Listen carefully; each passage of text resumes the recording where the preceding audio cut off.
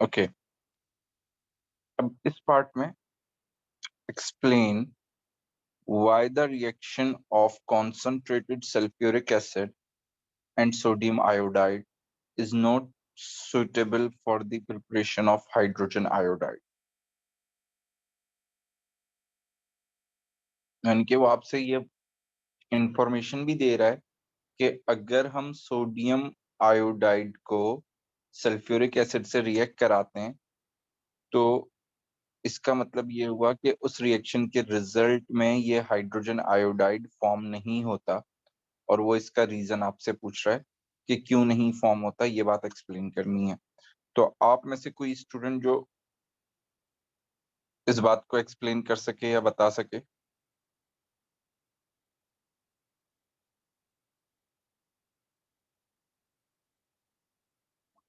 जी, किसी को पता है इसका रीजन? ओके,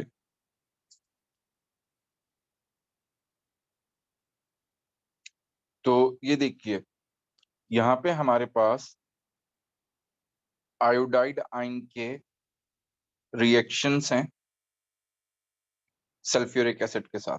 अब देखें, हर रिएक्शन को चेक कीजिएगा।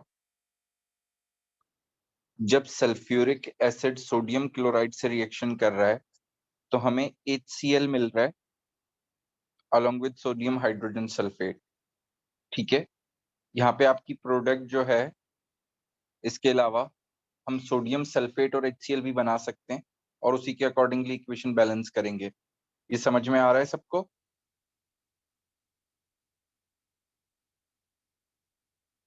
बट HCl अगर आप देखें तो ये आपकी प्रोडक्ट है और इसके बाद रिएक्शन फर्दर कंटिन्यू नहीं हो रहा। बट अगर आप सोडियम ब्रोमाइड के साथ सल्फ्यूरिक एसिड का रिएक्शन ऑब्जर्व करें, जो इसके सेकेंड रिएक्शन है, इस रिएक्शन में भी हमें सेम एज इट इज वही प्रोडक्ट मिल रही है, यानी कि अब ब्रोमाइड था तो इसलिए हाइड्रोजन ब्रोमाइड फॉर्म हो रहा है along with sodium hydrogen sulphate. But यहाँ पे जो हाइड्रोजन ब्रोमाइड फॉर्म हो रहा है वो फर्दर रिएक्ट कर रहा है सल्फ्यूरिक एसिड के साथ। बट HCl के केस में रिएक्शन क्या हो रहा है, स्टॉप हो रहा है। जहां पे HCl फॉर्म हो रहा है वो HCl फर्दर कंटिन्यूटी में सल्फ्यूरिक एसिड के साथ रिएक्ट नहीं कर रहा, मगर सोडियम ब्रोमाइड के केस में जो है, जब HBr फॉर्म हो रहा है तो वो फर्दर कंटिन्यूटी में रिएक्ट कर रहा है। यानी कि हम अगर HBr भी फॉर्म करें तो HBr इस रिएक्शन के थ्रू फॉर्म नहीं हो सकता, क्योंकि हम रिएक्शन कंट्रोल नहीं कर सकते। HBr हमारी इंटरमीडिएट प्रोडक्ट तो बनेगी, बट वही इंटरमीडिएट प्रोडक्ट दोबारा सल्फ्यूरिक एसिड से रिएक्ट कर लेगी, जिसकी वजह से हमें HBr नहीं मिल सकता। ये बात क्लियर है सबको? जी, यस सर। ओके। अब अगर आप सोडियम आयोडाइड के साथ रिएक्शन देखें सल्फ्यूरिक एसिड का, तो उस रिएक्शन में भी सेम यही चीज हो रही है कि फर्स्ट स्टेप वही है कि सोडियम हाइड्रोजन सल्फेट और हाइड्रोजन आयोडाइड फॉर्म हो रहा है। बट ये हाइड्रोजन आयोडाइड जो है फॉर्म होने के बाद वापस किससे रिएक्ट कर रहा है, सल्फ्यूरिक एसिड से रिएक्ट कर रहा है। यानी कि ये रिएक्शन भी कंट्रोल्ड नहीं है, यानी कि जो हमें HI फॉर्म होगा फर्स्ट स्टेप में, हम उसको ऑब्टेन नहीं कर सकते क्योंकि वो सल्फ्यूरिक एसिड के साथ फौरन से रिएक्ट कर लेता है। ये बात क्लियर है सबको? Yes sir. ओके, अब अगर आप ये सेकंड रिएक्शन HBr का देखें, जिसमें HBr सल्फ्यूरिक एसिड से रिएक्ट कर रहा है, और ये वाले तीनों रिएक्शंस जिनमें HI सल्फ्यूरिक एसिड से रिएक्ट कर रहा है, ये सारे रिएक्शंस क्या हैं, रिडॉक्स रिएक्शन है। और इन सब रिएक्शंस में अगर आप सल्फ्यूरिक एसिड पे गौर करें तो सल्फ्यूरिक एसिड +6 से +4 में, +6 से 0 में और +6 से -2 में कन्वर्ट हो रहा है। यानी कि सल्फ्यूरिक एसिड क्या कर रहा है, रिडक्शन कर रहा है। और रिडक्शन करने का मतलब क्या है कि वो एक ऑक्सीडाइजिंग एजेंट है। ठीक है,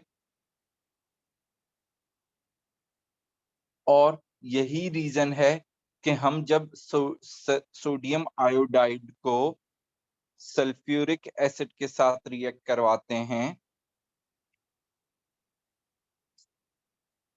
तो हमें हाइड्रोजन आयोडाइड प्रिपेयर नहीं कर सकते, क्योंकि जो हाइड्रोजन आयोडाइड फॉर्म होता है वो अगेन सल्फ्यूरिक एसिड से रिएक्ट कर लेता है। और इसका रीजन क्या है कि strength of sulphuric acid as an oxidising agent, कि वो जो है ऑक्सीडाइजिंग एजेंट है, और वो ऑक्सीडाइजिंग एजेंट होने की वजह से HI को ऑक्सीडाइज कर देता है और उसके रिजल्ट में आयोडीन फॉर्म कर देता है। ये पॉइंट क्लियर हुआ सबको? Yes sir. जी, बाकी सबको भी क्लियर है? अगर किसी को कोई डाउट है तो पूछ लीजिए। अब देखें, यहाँ पे इन्होंने आपसे 2 मार्क्स के लिए ये बात पूछी है, तो हम ये 2 स्टेटमेंट्स देंगे।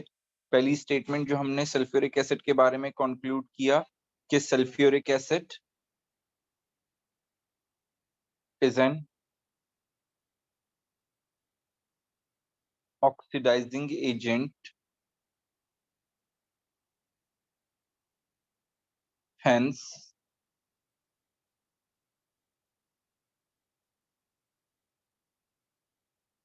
instead of HI,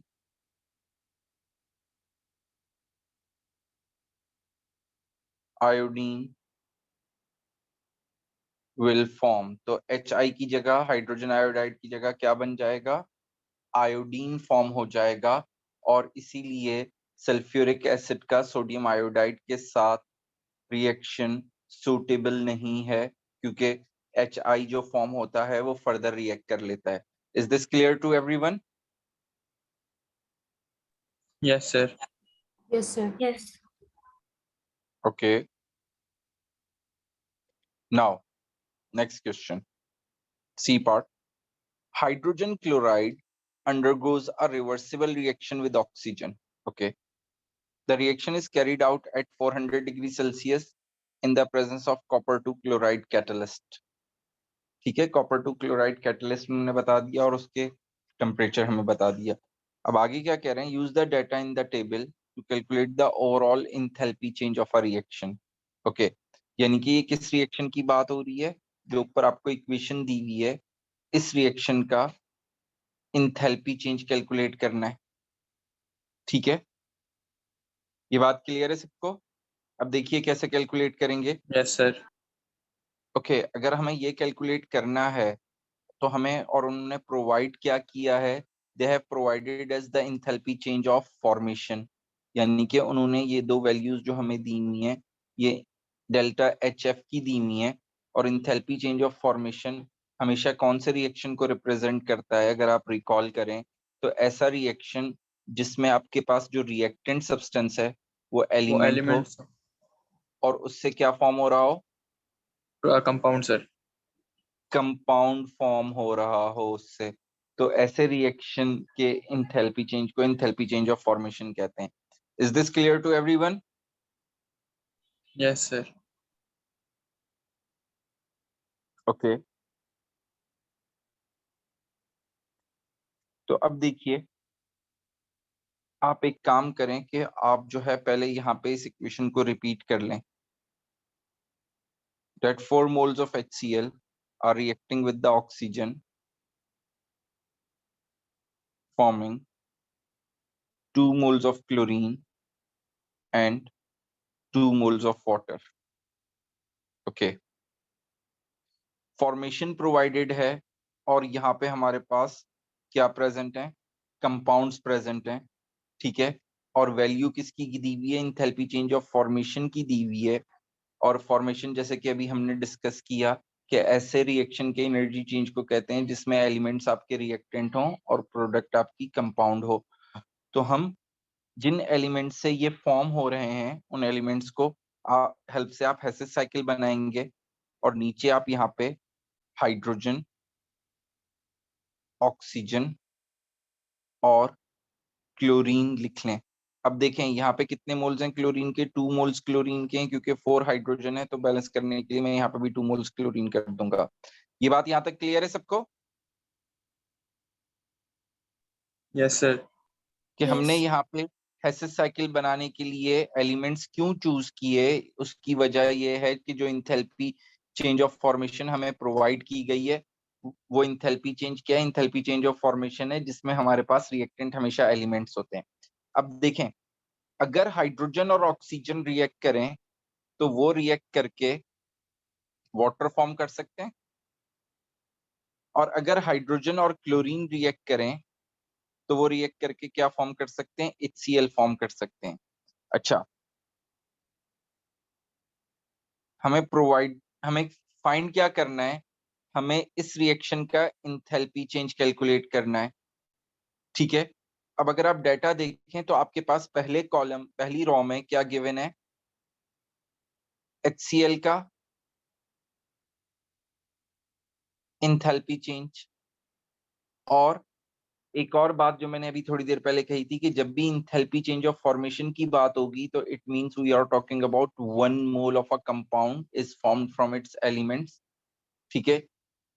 तो उस रिएक्शन के एनर्जी चेंज को हम क्या बोलेंगे? फॉर्मेशन।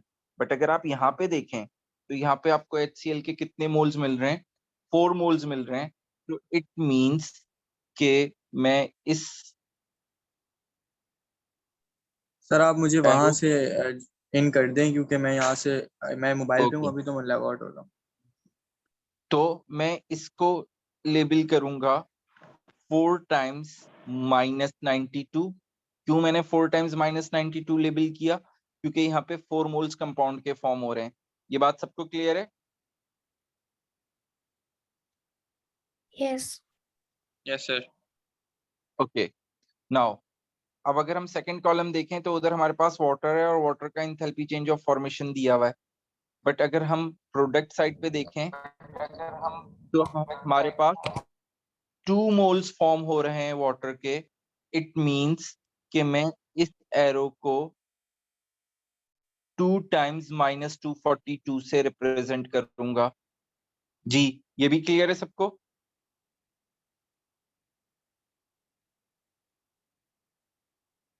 जी, ये जो मैंने हेसिस साइकिल बनाई है और उसकी लेबलिंग की है, अगर इसमें किसी को कोई कंफ्यूजन है तो प्लीज पूछ लें।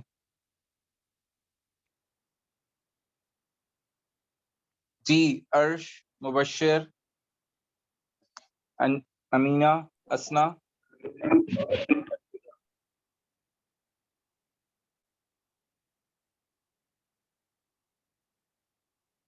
No, sir.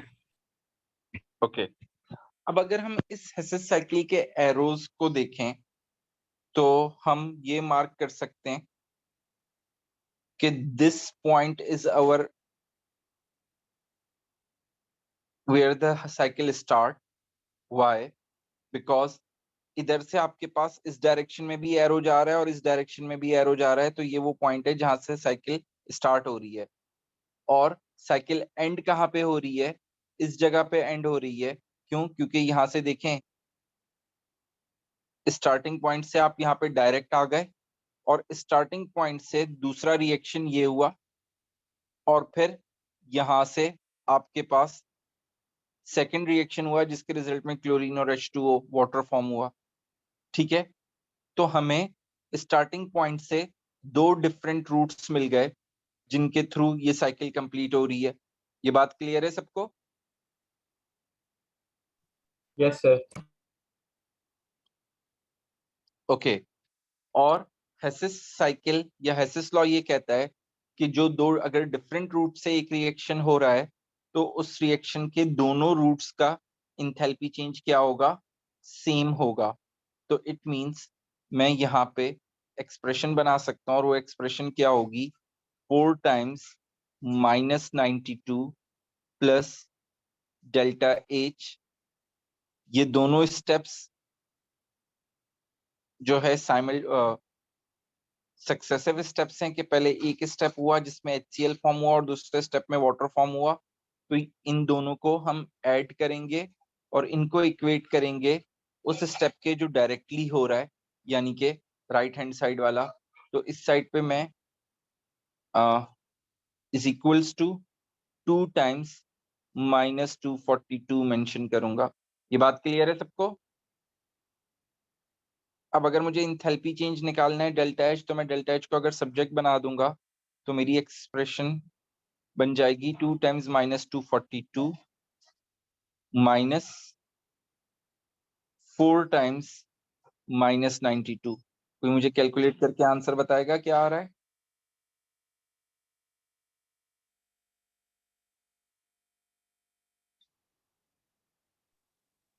अगर हम इसमें दोनों साइड से करेंगे आंसर एक ही आएगा। जी सर -116। जी मुबश्शिर, आप कुछ कह रहे हैं?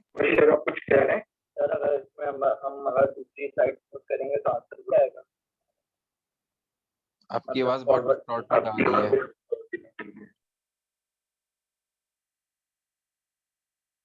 So that is our answer. तो है ना Cl2 और H2 वाले और O प्लस HCl वाला अगर दूसरी साइड से कर लेगा तो आंसर सेम आएगा या नेगेटिव हो जाएगा? आप ये कह रहे हैं कि हम इस रिएक्शन को इस तरह बैकवर्ड कंसीडर करें तब? जी सर। तो ऑब्वियसली आंसर नेगेटिव हो जाएगा, क्योंकि अगर रिवर्सिबल एरो भी बना हुआ है और वो इंथैल्पी चेंज कैलकुलेट करने की बात कर रहे हैं, तो हम हमेशा इसका मतलब क्या है कि वो जो है फॉरवर्ड रिएक्शन की बात हो रही होती है, तो जो फॉरवर्ड डायरेक्शन है हम उसी को कंसिडर करते हैं, बैकवर्ड डायरेक्शन को कंसिडर नहीं करते। ठीक है, ओके। ये क्लियर है सबको? अगर किसी को कोई कंफ्यूजन है तो प्लीज पूछ लीजिए।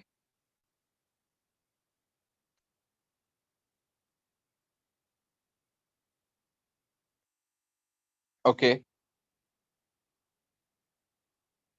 Next part. State the type of catalyst used in this reaction. Explain how catalyst is able to increase the rate of chemical reaction. ठीक है, 2 मार्क्स हैं। तो पहले तो हमने टाइप ऑफ कैटलिस्ट पूछी है, तो देखें आपके रिएक्टेंट्स की स्टेट क्या है? गैस। गैस। और कैटलिस्ट क्या है आपके पास? Copper 2 chloride. Copper 2 chloride. तो इट मींस ये कॉपर 2 क्लोराइड की नेचर क्या होनी चाहिए? ये कोवलेंट होना चाहिए या आयनिक होना चाहिए?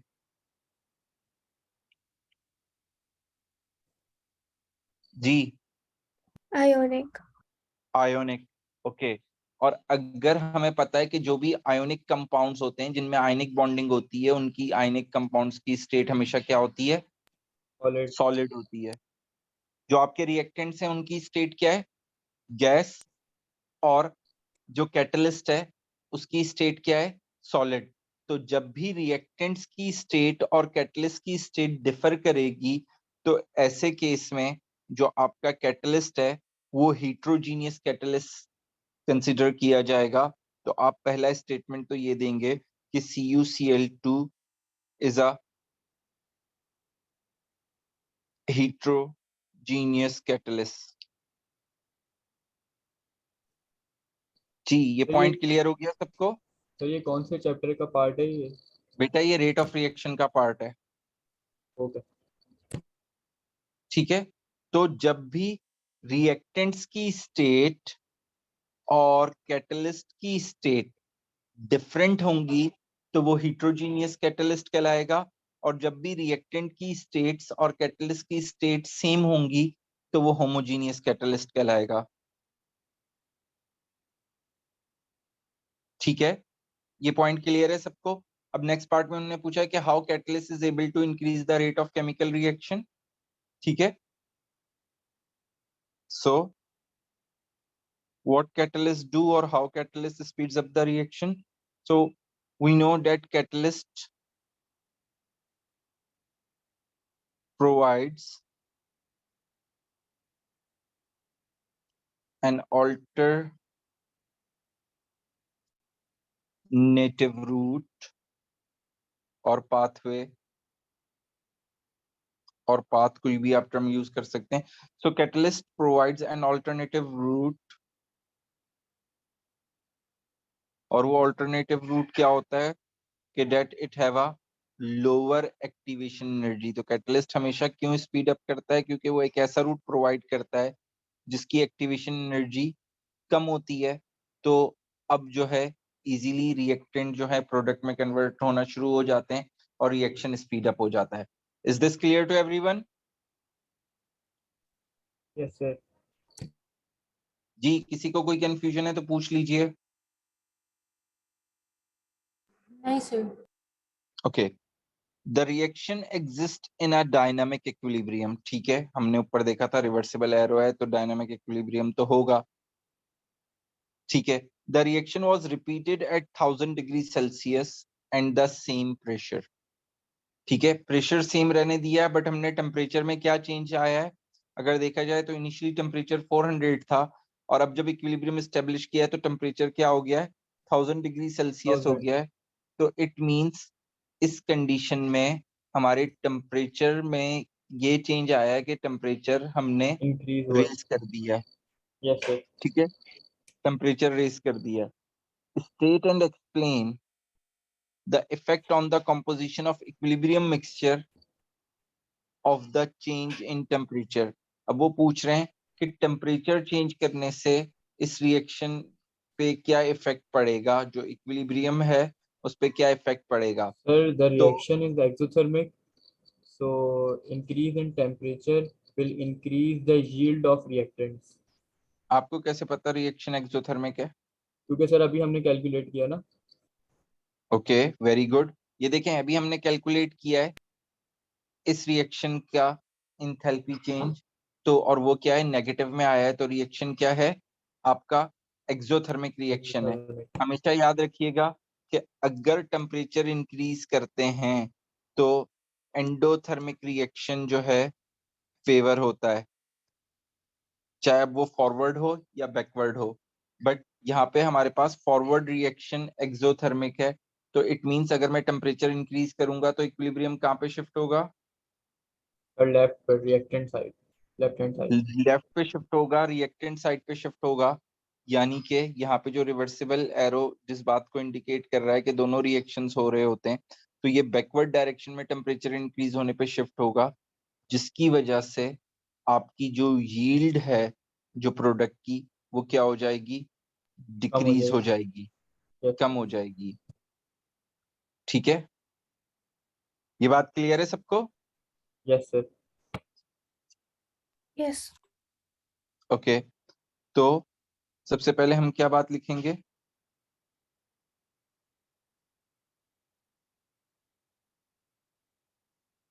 Increase in temperature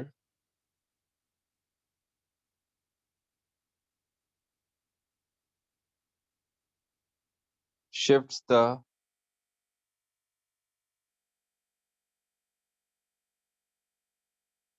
equilibrium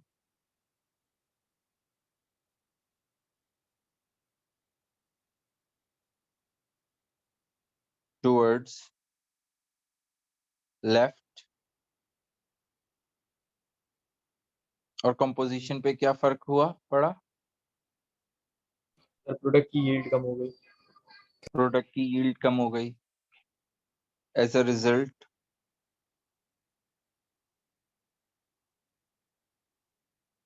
there is a decrease in yield। जी, ये पॉइंट क्लियर है सबको? सर अगर मैं ये लिखूं as a result there is a increase in yield of reactants. Sorry, क्या कह रहे हैं? सर अगर मैं ये लिखूं कि as a result there is a increase in yield of reactants. देखें, यील्ड की टर्म हमेशा प्रोडक्ट के लिए यूज की जाती है। आप इसके बाद ये लिख सकते थे कि as a result there are more reactants और there will be more, the more reactants will be form. Okay sir, okay okay. ठीक है, ये क्लियर है सबको? Yes sir. जी, बाकी सबको भी क्लियर है? Yes. Okay, now when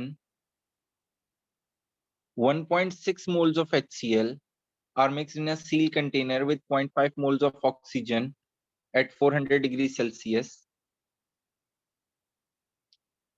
0.6 moles of chlorine and 0.6 moles of water are formed. अब अगर आप देखें तो उन्होंने क्या बोला कि when 1.60 mole of HCl are mix, तो यानी कि ये HCl की कौन सी अमाउंट है, इनिशियल अमाउंट है, in a sealed container with the 0.500 moles of oxygen, तो ये ऑक्सीजन की भी कौन सी अमाउंट है, इनिशियल अमाउंट है। और उसके बाद उन्होंने बोला कि 0.6 mole of chlorine and 0.600 moles of HCl are form, तो इट मींस कि ये फॉर्म हो रहे हैं। और अभी हमने देखा था कि हमारा रिएक्शन क्या था, रिवर्सिबल रिएक्शन था, तो इसका मतलब ये हुआ कि ये इन दोनों की इक्विलिब्रियम अमाउंट है। ये बात क्लियर है, सबको समझ में आ रही है?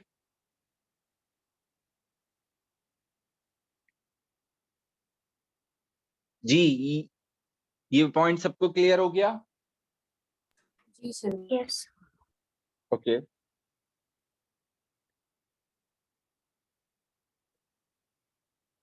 Now calculate the amount in moles of HCl and oxygen in the equilibrium mixture। अब वो क्या कह रहे हैं कि इक्विलिब्रियम मिक्सचर में आप HCl और O2 की अमाउंट बताएं। तो जब भी हमें याद रखिएगा इक्विलिब्रियम पोजीशन पे या इक्विलिब्रियम मिक्सचर में किसी भी रिएक्टेंट या प्रोडक्ट की अमाउंट फाइंड करनी होती है तो हम क्या फॉर्म करते हैं, we will always go for a ICE table. हम हमेशा क्या बनाएंगे, आइस टेबल ड्रॉ करेंगे। ठीक है, ये बात क्लियर है सबको?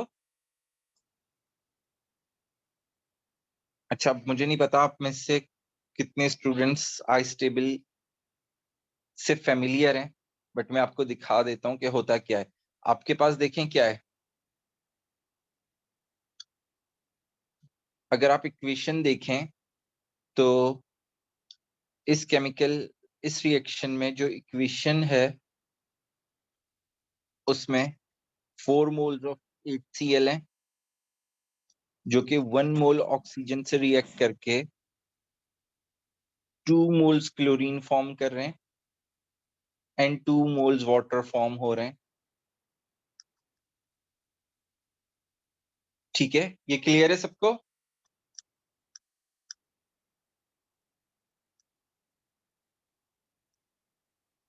जी, अच्छा, आइस टेबल हमने कहा बनेगा, तो basically I stand for initial, C stand for change and E stand for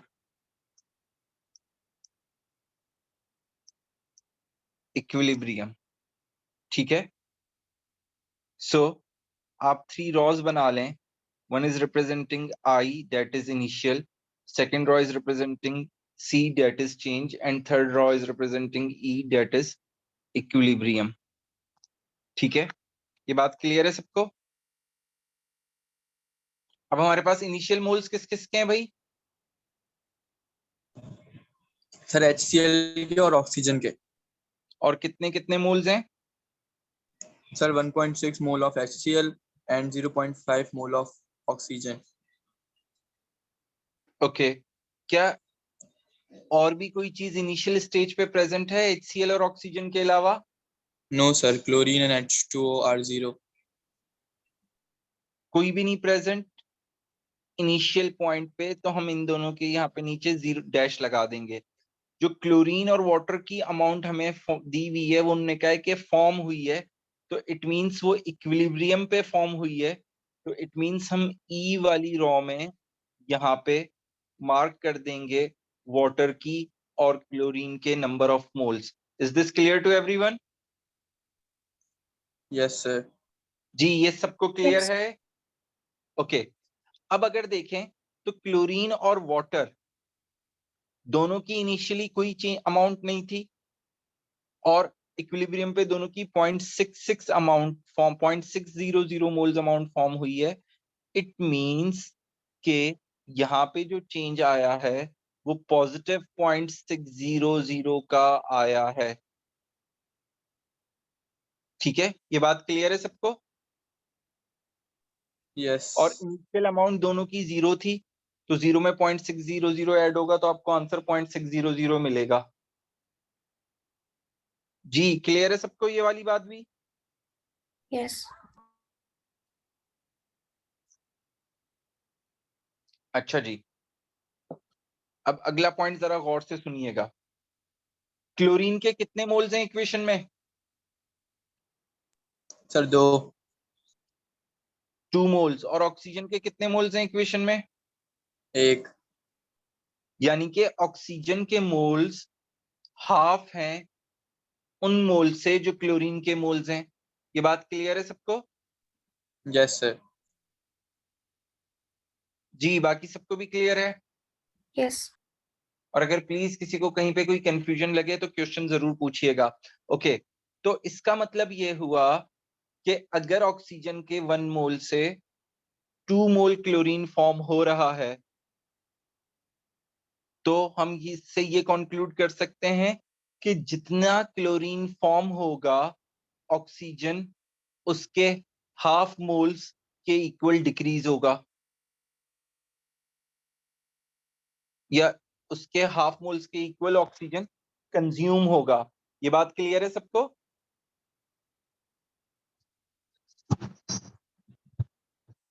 जी ये देखें, ऑक्सीजन का 1 मोल कितने मोल्स क्लोरीन फॉर्म कर रहा है? 2 2 मोल्स क्लोरीन फॉर्म कर रहा है। तो ऑक्सीजन कंज्यूम कितना हो रहा है according to the balance equation?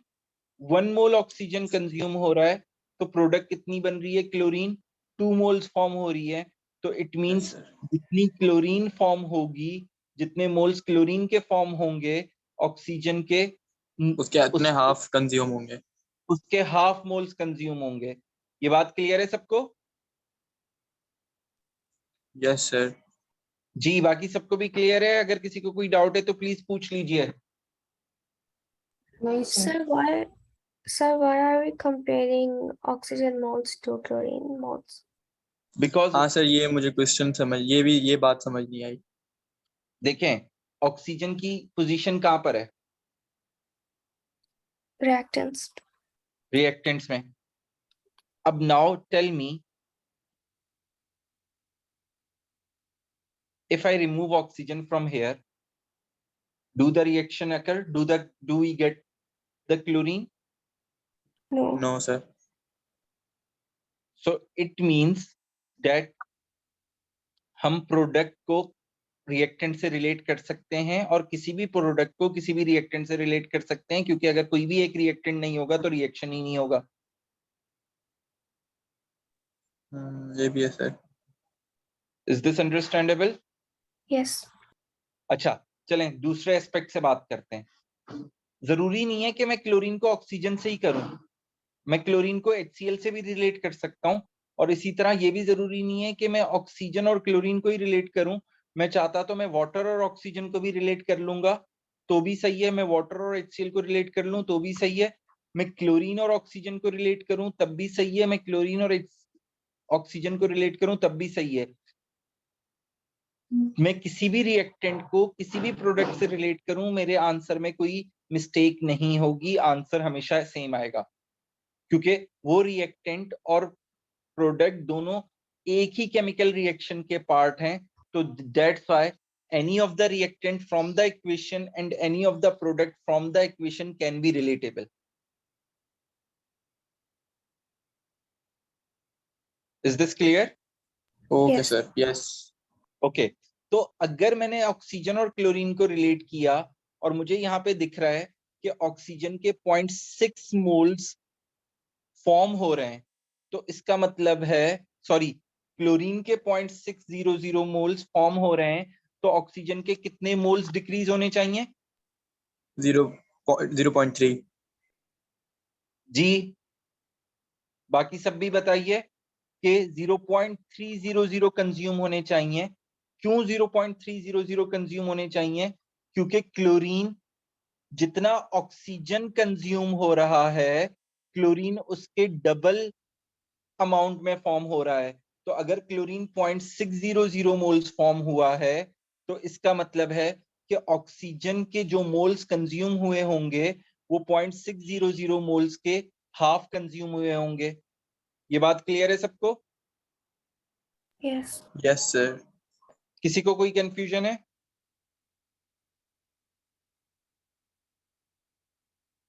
तो इसका मतलब ये हुआ कि इक्विलिब्रियम पोजीशन पे ऑक्सीजन के कितने मोल्स बचे?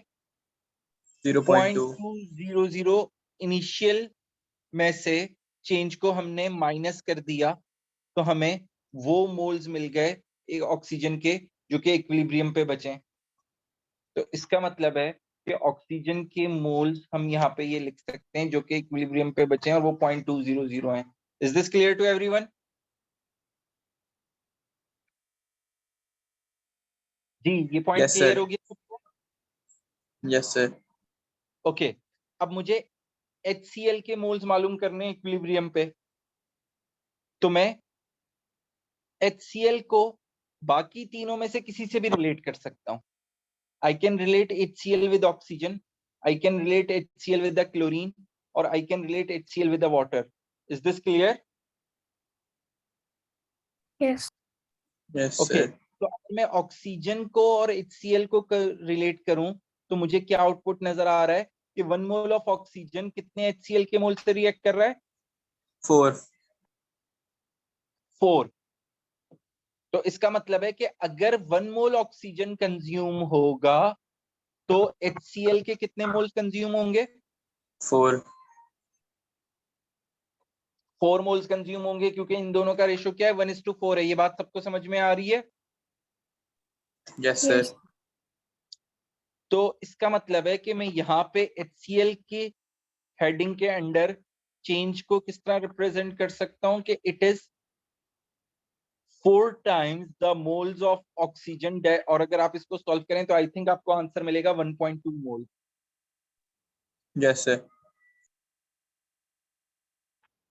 ठीक है, तो इसका मतलब है कि ऑक्सीजन HCl के 1.2 मोल्स डिक्रीज हुए या 1.2 moles of oxygen of HCl reacted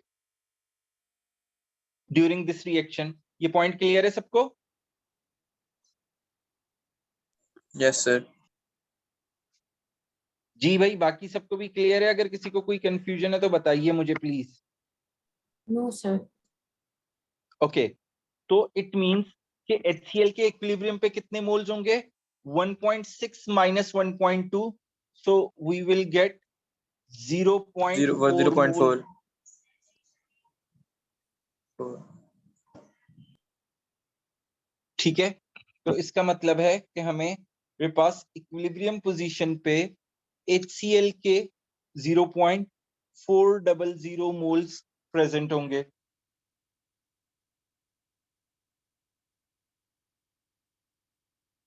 ये पॉइंट क्लियर हो गया सबको?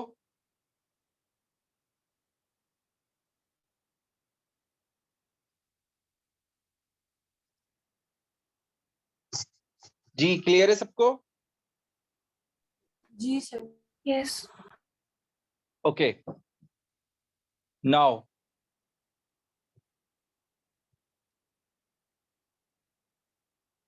in the next part, calculate the mole fraction of chlorine and hence the partial pressure of chlorine in the equilibrium mixture.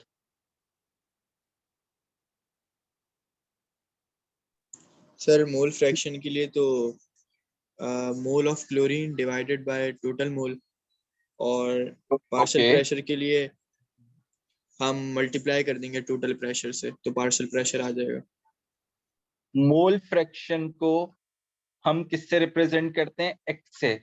अगर मुझे chlorine के या किसी भी स्पेसिफिक गैस के मोल फ्रैक्शन फाइंड करने हैं तो उसके लिए मैं उस गैस के टोटल नंबर ऑफ उस गैस के नंबर ऑफ मोल्स को न्यूमरेटर में प्लेस करते हैं और डिनोमिनेटर में टोटल मोल्स होते हैं। तो अगर मैं क्लोरीन के मोल्स को टोटल मोल से डिवाइड करूंगा तो मुझे क्लोरीन का मोल फ्रैक्शन मिल जाएगा। ठीक है, और हम ये टोटल मोल्स और क्लोरीन के मोल्स कौन से मोल्स लेते हैं उन्होंने बता दिया है। किस पोजीशन की बात कर रहे हैं? इक्विलिब्रियम मिक्सचर की। तो हम वो नंबर ऑफ मोल्स क्लोरीन के यहाँ पे इस इक्वेशन में यूज करेंगे जो इक्विलिब्रियम पोजीशन पे थे, और टोटल मोल्स भी वो यूज करेंगे जो इक्विलिब्रियम पोजीशन पे थे। तो ऊपर वाले पार्ट में हमने वर्कआउट किया है, और क्लोरीन के इक्विलिब्रियम पोजीशन पे कितने मोल्स थे? 0.600, राइट? Yes sir. तो इट मींस न्यूमरेटर में आपके पास वैल्यू आ जाएगी 0.600, और आपके पास टोटल मोल्स कितने हैं? 1.8 टोटल मोल्स इन सबका सम होगा। सम। तो it means 0.400 plus 0.200 plus 0.66, sorry plus 0.600 and then plus 0.600। तो अगर हम कैलकुलेट करें तो ऊपर आपके पास 0.600 आ जाएगा, और नीचे आपके पास आ जाएगा 0.6, 1.2, 1.4, 1.8। तो नीचे आपके पास 1.8 आ रहा है। जरा सॉल्व करें और मुझे आंसर बताएं क्या आ रहा है। 1/3, 0.33, 1/3।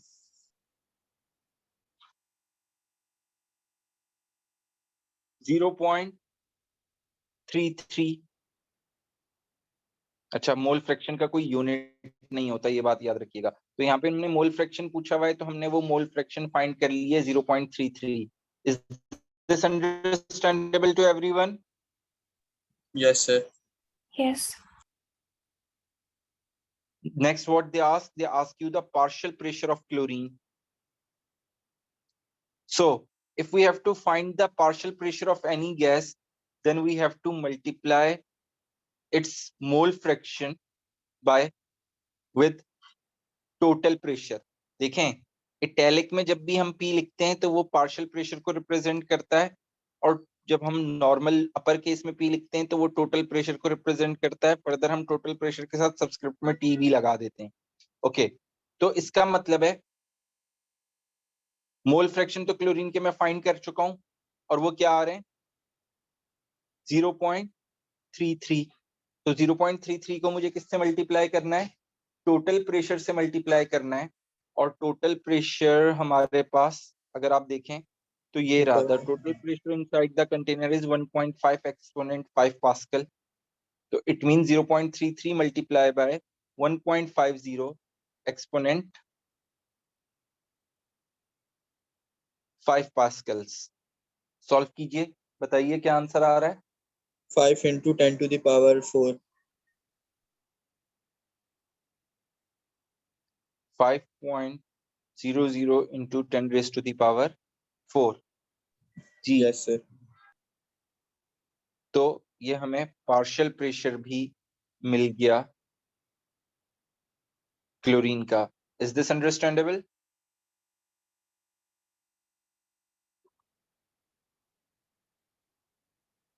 Yes sir. जी, बाकी सबको भी क्लियर है ये पार्ट? जी sir.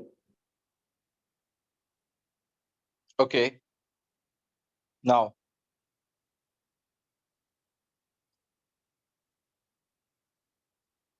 in a separate experiment, an equilibrium reaction mixture was found to contain the 4 gases at the partial pressures shown in the table.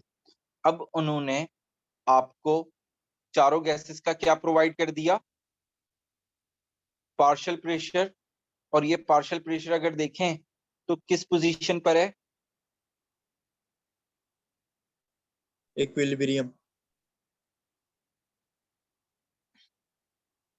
Equilibrium पर है, ठीक है। ये पार्शियल प्रेशर हमारे पास किस पोजीशन पर है? इक्विलिब्रियम पर है। आगे वो क्या कह रहे हैं? Use this information and the expression given for KP. KP की एक्सप्रेशन आपको ये प्रोवाइड की हुई है।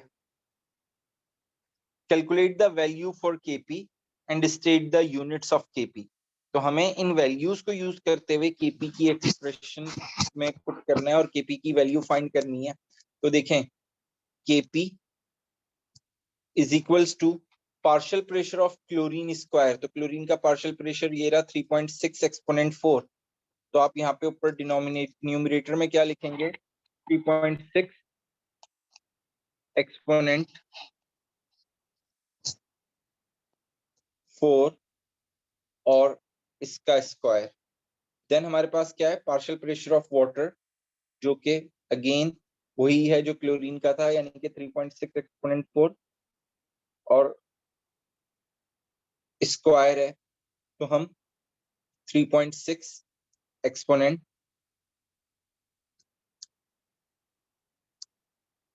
4 लिखेंगे और इसका स्क्वायर करेंगे। Then divided by the partial pressure of HCl raise to the power 4। HCl का पार्शियल प्रेशर आपको क्या गिवन है, 4.8 4.8 exponent 4 raise to the power 4 multiply by partial pressure of oxygen, और इसके ऊपर कोई पावर नहीं है, तो ऑक्सीजन का जो पार्शियल प्रेशर है वो सेम एज इट इज आएगा 3.0 एक्सपोनेंट 4। जी ये क्लियर है सबको? Yes sir. जरा कैलकुलेट करके आंसर बताइए क्या आ रहा है। Sir 1.055 into 10 to the power minus 5. 1.055 into 10 raised to the power minus 5। Minus 5. जी ये क्लियर है? ओके तो हम Kp की वैल्यू यहाँ पे पुट कर देंगे 1.055 into 10 raised to the power minus 5। Is this clear? Yes sir. Ji Yes. Mubashshir, अर्श, यशफा, अमीना एंड असना।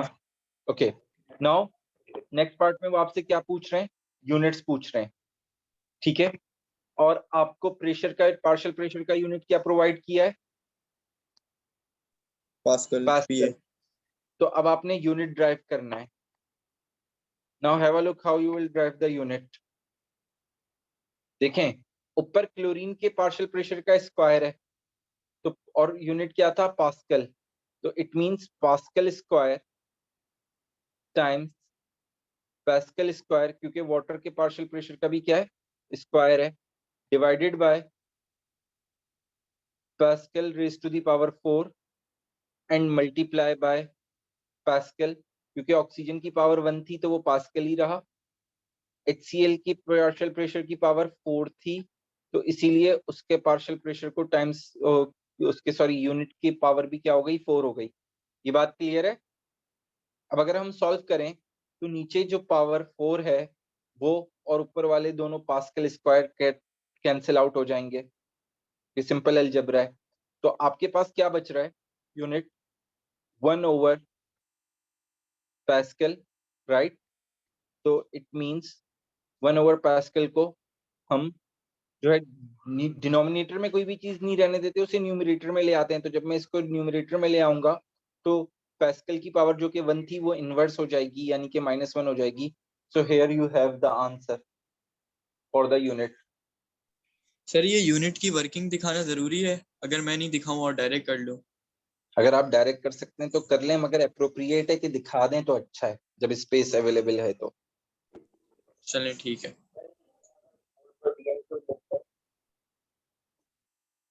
जी क्लियर है सबको?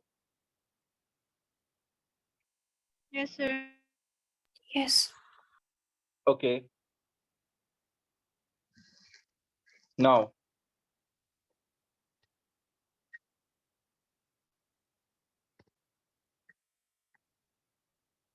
the reaction is repeated without a catalyst। अब वो क्या करें, रिएक्शन को कैटलिस्ट के बगैर रिपीट किया। State the effect of Kp। तो let me recall you whether it's a Kp और Kc। Sir no effect on KP। तो Kp and Kc both are affected only by changing temperature। अगर आप temperature change करते हैं तो दोनों की, Kp हो या Kc हो, दोनों की वैल्यू इफेक्ट करती है। उसके अलावा कॉन्सेंट्रेशन चेंज करें, वॉल्यूम चेंज करें, प्रेशर चेंज करें, Kp और Kc की वैल्यू पे कोई इफेक्ट नहीं आता। सिर्फ तब इफेक्ट आता है जब टेम्परेचर चेंज हो। ठीक है, तो इसका मतलब क्या हुआ? सर इसकी रीजन क्या है? एक minute. There is no change in Kp, it remains constant। अच्छा जी, बेसिकली Kp और Kc है क्या? जी, सर मुझे इक्विलिब्रियम कांस्टेंट। सिंपल वर्ड में बता दें इक्विलिब्रियम कांस्टेंट क्यों कहते हैं? आपने तो बोल दिया equilibrium constant, but why they are called equilibrium constant? Sir, it's the ratio between the products and Very the good. reactants. Ratio between Between the molar concentration of products and reactants. okay, and for the molar concentration, what I would do, I would put a square bracket. That means it's a molar concentration, right, of the product over reactant. ये Kc है और Kp क्या है? It is the ratio between the partial pressures of the partial product pressure.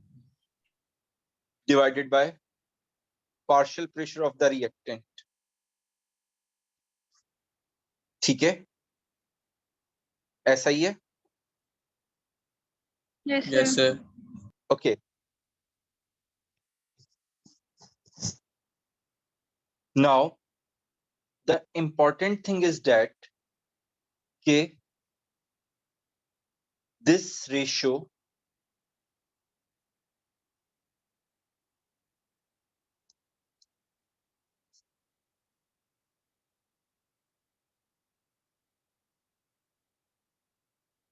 इसको हम constant बोल रहे हैं, equilibrium constant.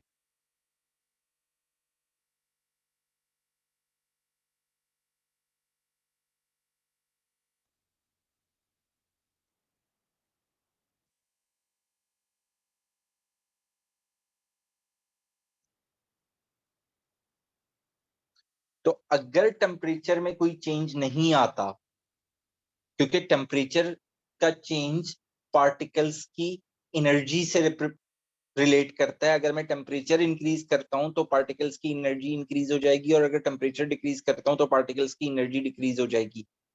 Is this understandable? Yes. ठीक है, तो अगर Sir, can you repeat?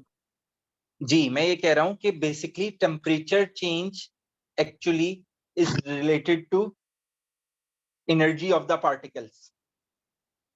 अगर मैं टेम्परेचर को चेंज करूंगा तो पार्टिकल्स की एनर्जी में चेंज आएगा, Yes, sir.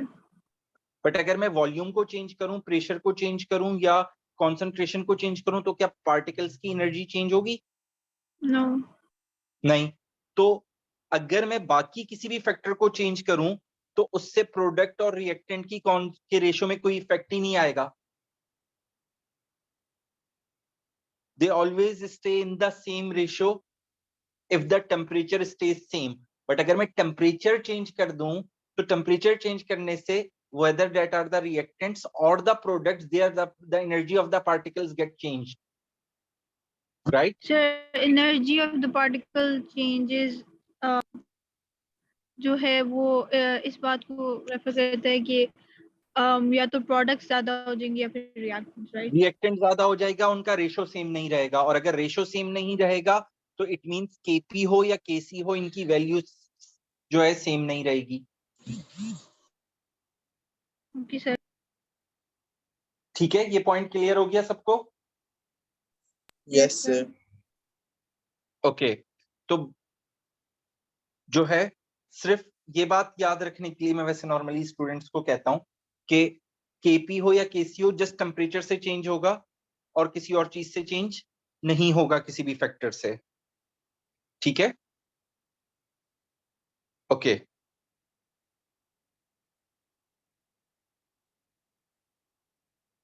Next we have a organic. Okay. Question number 3A. A series of reactions starting from 1 bromobutane is shown. Okay, here we have a 1-bromobutane. ठीक है, देखें जब भी इस तरह का कोई आपको जो है रिएक्शंस बहुत सारे दिए हुए हों, तो व्हाट आई नॉर्मली सजेस्ट कि आप क्वेश्चंस पे जाने से पहले इसी पे वर्किंग कर लें। अगर ब्यूटीन कह रहे हैं तो इट मींस कितने कार्बन होंगे? 4 कार्बन होंगे, CH3, CH2, CH2, CH2 और 1 bromo. It means first carbon पे ब्रोमीन लगा होगा, तो इसका मतलब है इसका स्ट्रक्चर ये है। ये बात समझ में आ रही है सबको? Yes sir. अब ये किससे रिएक्ट कर रहा है? HCN एंड KCN से। तो जब भी alkyl halide, it's an alkyl halide, right? Whenever the alkyl halide reacts with the HCN, HCN is basically your reagent and this one is the catalyst. A nucleophilic substitution occur, हमेशा alkyl halide क्या करते हैं? Nucleophilic substitution करते हैं, और उस nucleophilic substitution के result में आपको P मिल रहा है। तो इट मींस आपका जो बेसिकली P कंपाउंड है वो क्या है? पूरा structure same as it is रहेगा जैसा कि ब्रोमोब्यूटेन का है, बट जहां पे ब्रोमीन है वो ब्रोमीन CN से सब्स्टिट्यूट हो जाएगा। तो जब भी कोई हैलोजन होगा और उस हैलोजन को HCN से रिएक्ट करवाया जाए in the presence of KCN और NaCN, then that halogen is substituted by CN. Is this CN. understandable? Yes sir. Yes. आप सबको ये रिएक्शंस रिव्यू करने पड़ेंगे। Okay, then we have a reaction 1। और अगर आप रिएक्शन 1 में देखें तो रिएक्शन 1 में एक्चुअली उसी कार्बन पे जिसको हमने CN बनाया है वो वाला कार्बन किस में कन्वर्ट हो गया? Carboxylic acid. It means which reaction is this?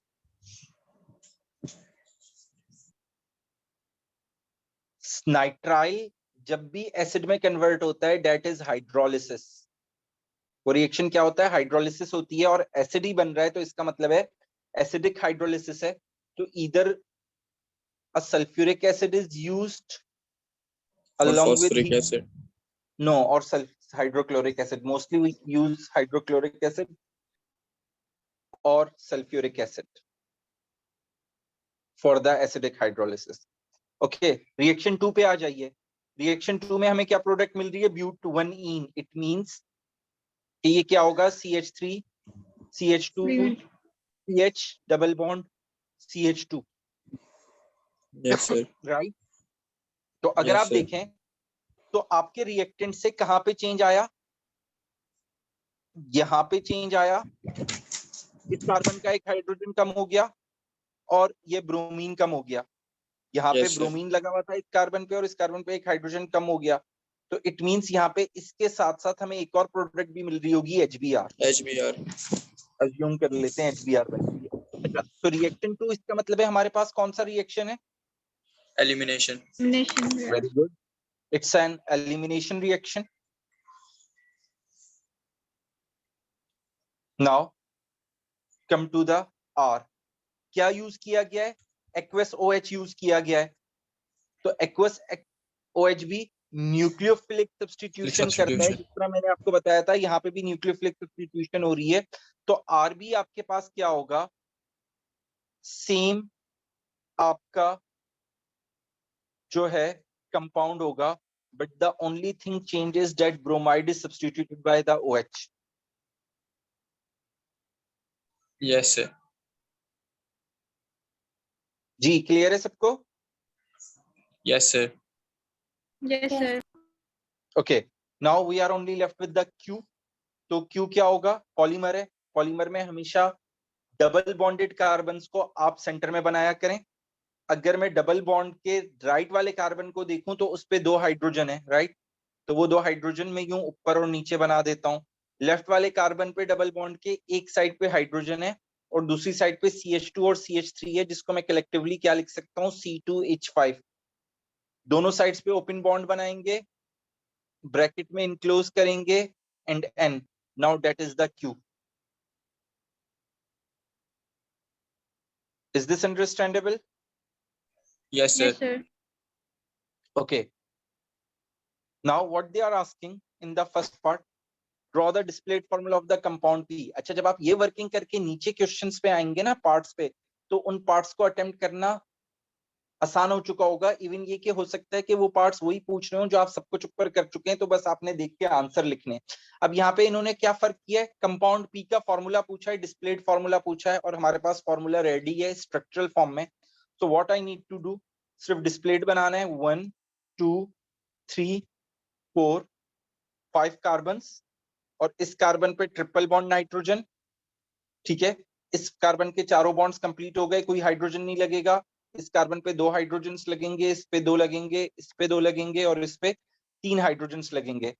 तो जितने एम्प्टी बॉन्ड्स बचे हैं उतने आप हाइड्रोजन प्लेस कर देंगे।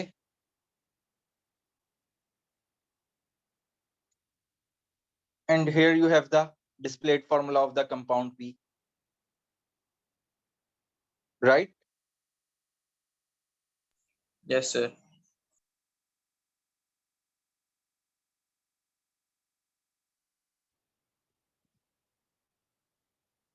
जी, यहां तक बाकी सबको भी क्लियर है? Yes. Okay, now identify the reagents and conditions for reaction 1 and 2. So reaction 1 क्या है हमारे पास, ये रहा। हमने डिसाइड किया था हाइड्रोलिसिस है, हमने बोला था HCl या sulphuric acid as an acid use होता है। तो HCl एक्वस, और कंडीशन भी पूछी है तो आप हीटिंग लिख देंगे। Now have a look at reaction 2। अच्छा, रिएक्शन 2 का हमने रिएजेंट ऊपर मेंशन नहीं किया। तो रिएक्शन 2 में एलिमिनेशन हो रही है, and if you recall, can anybody tell me the reagent?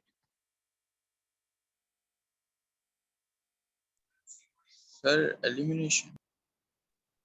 Sir, ethanolic NaOH in ethanol, sodium hydroxide को हम इथानॉल में यूज करते हैं। ठीक है, अगर Yes, सोडियम sir. हाइड्रोक्साइड को एक्वस में यूज करते हैं तो सब्स्टिट्यूशन हो जाती है, हेलोजन की जगह OH लग जाता है, और अगर हम इथानॉल में यूज करते हैं तो एलिमिनेशन करता है। तो Yes, sir.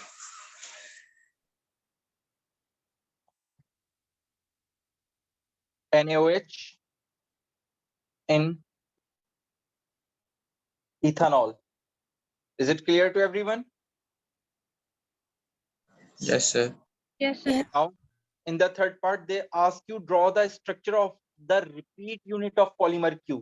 उन्होंने polymer Q का आपसे क्या पूछा है, repeat unit पूछा है।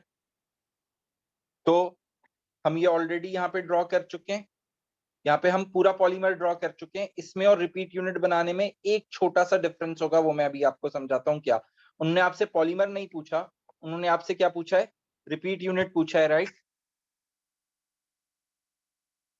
तो रिपीट यूनिट के लिए आप यहाँ पे कभी भी n नहीं लगाएंगे। n लगाने का मतलब है कि आप होल स्ट्रक्चर को रिप्रेजेंट कर रहे हैं। So that is the repeat unit. Is this clear? Yes, sir. Okay, तो n लगा दिया आपने सबस्क्रिप्ट में, तो it means now it is not a repeat unit, it is the whole polymer. तो n नहीं लगाएंगे तो आपका ये 1 रिपीट यूनिट हो गया। ओके, नाउ आई थिंक आज की क्लास यहीं तक रखते हैं। नेक्स्ट क्लास इंशाल्लाह हम संडे को सेम टाइम पे लेंगे, ठीक है? Okay, sir. Okay, Okay, sir. अल्लाह हाफिज। सर आप संडे के Okay. अलावा कहीं कहीं और कभी और नहीं रख सकते, क्योंकि संडे को फाइनल है।